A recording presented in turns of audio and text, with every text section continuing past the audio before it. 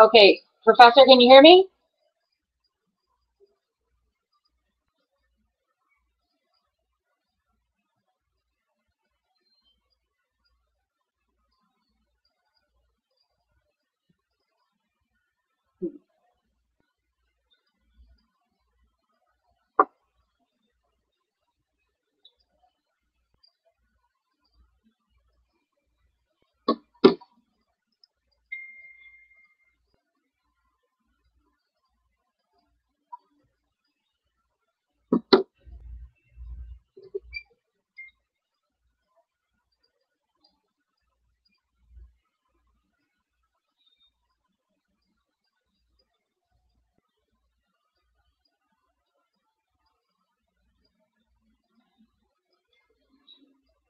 Okay, so I'm going to begin, and we will be done in 13 minutes. We'll be done in probably 7. So I chose to do my presentation on bipolar disorder. I have a student specifically this year that had severe bipolar disorder, and I thought that I knew a lot about it due to just people in my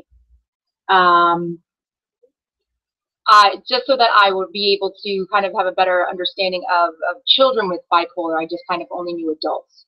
So that being said, what is bipolar disorder?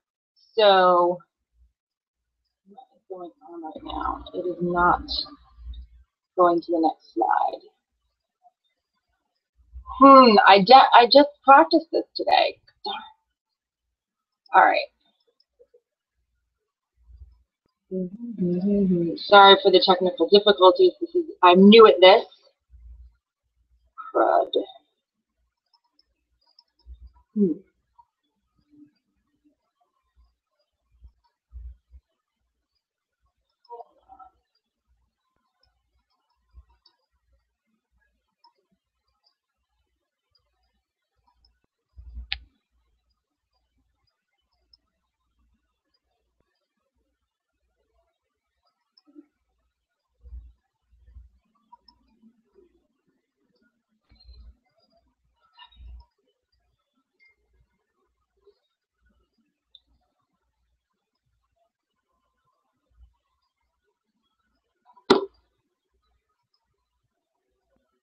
Okay. So what is bipolar disorder? Bipolar disorder is is a brain illness, also called manic depressive illness. It includes severe mood swings beyond average. My goodness. All right. Let me try this again. It's so delayed. It's like everything's happening like seconds after it's supposed to happen. I know, but now I see you. I mean, now I see me. Now I see me. All right, so we're like behind, I think. Okay, so bipolar disorder is a brain illness, also called manic depressive, up and down, but it's severe, very, very severe. It usually affects, it starts to develop in early adolescence. It doesn't usually start as a young. They usually say it's anywhere between 8 and 10 is when you start to see some type of issue with that. So I'm trying to go to the next slide, and feel free to text me if you know what I'm doing. Okay.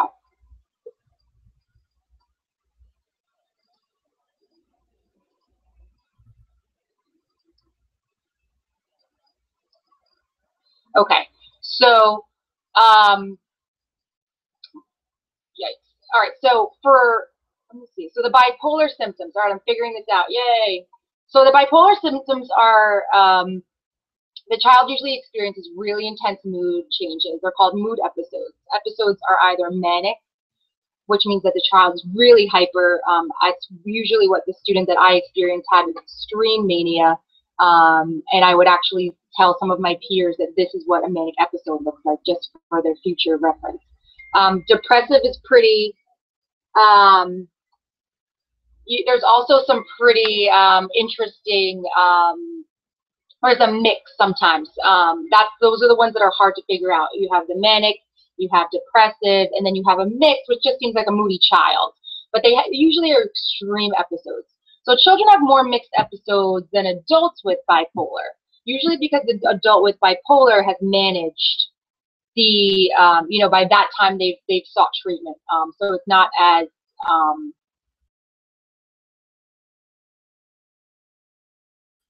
ooh, there is a delay. Okay, so episodes can last for several days, or they can last for weeks. And now it's giving me. Are you still there? Okay.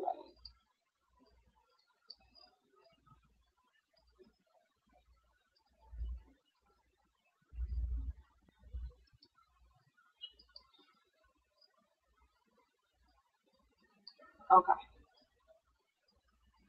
So super challenging.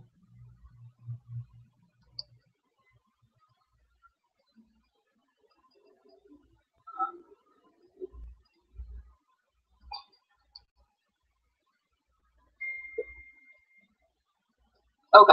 So I'm hoping you can still see. I'm just actually I'm not seeing what you're seeing. So bipolar symptoms can be extremely so some more unique symptoms would be children with bipolar disorder don't really relate to children as well as they do to adults.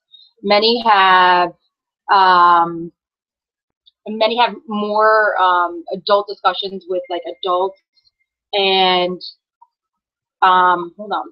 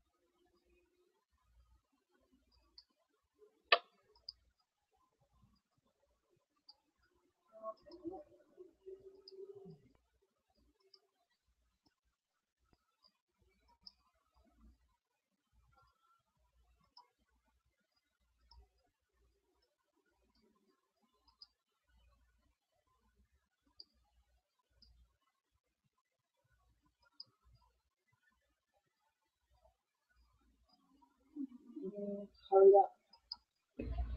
All right. All right. I think I must have clicked something. I'm good. All right. So children with, I got to run through this. So children with bipolar often really relate mostly to adults. I've noticed that the student that I had was really interesting. Didn't want to be around his friends a lot, had really deep discussions with me. They usually have really bad swings more towards mania or depression. Some children become obsessed with death and dying, and some can be very creative and excel in certain areas. Some are good at the arts, some are good at drawing, some are good at producing things, and so on and so forth. So I know that you can't see this slide, but I'm pretty sure I can see it on mine. So I'm just going to keep going. I'm sorry. And I know that we're delayed, so maybe you can see it now. Okay, so that being said, so what does it mean to be diagnosed with bipolar? So, oh my God. Once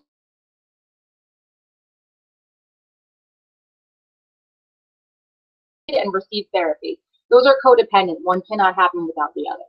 The child is then protected by two federal laws, Section 504 of the Rehabilitation Act of 1973, and the Individuals with Disabilities Education Act, or IDEA or IDEA. Okay, so bipolar in the home. It can be very stressful to have a bipolar child in the home.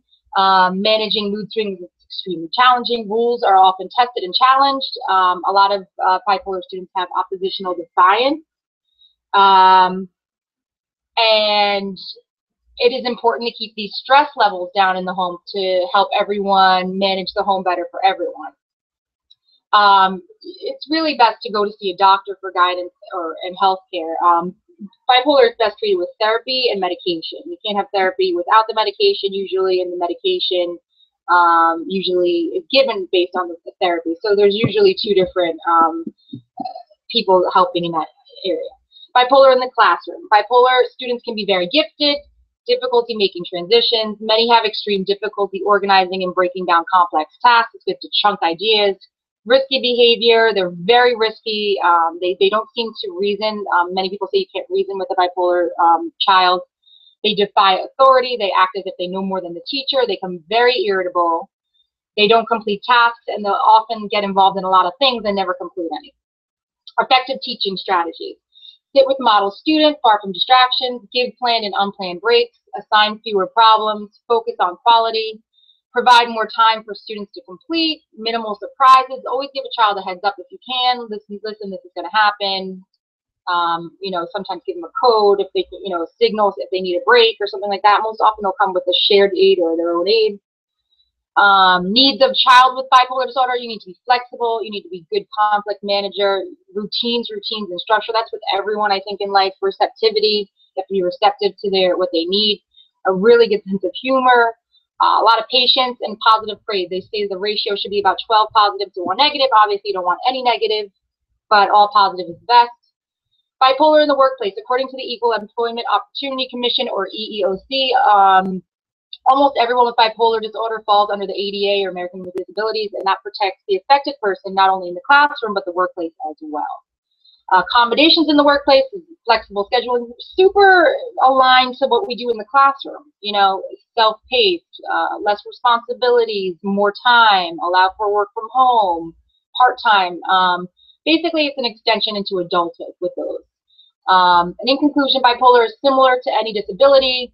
It doesn't affect just that person if it has an outward affectation. It's the responsibility of educators, administrators in the school, workplace administrators, to make sure that this child has an easy transition from the classroom to the workforce, and that's done with handled with kid gloves, especially as everyone is protected under the ADA. And that's it.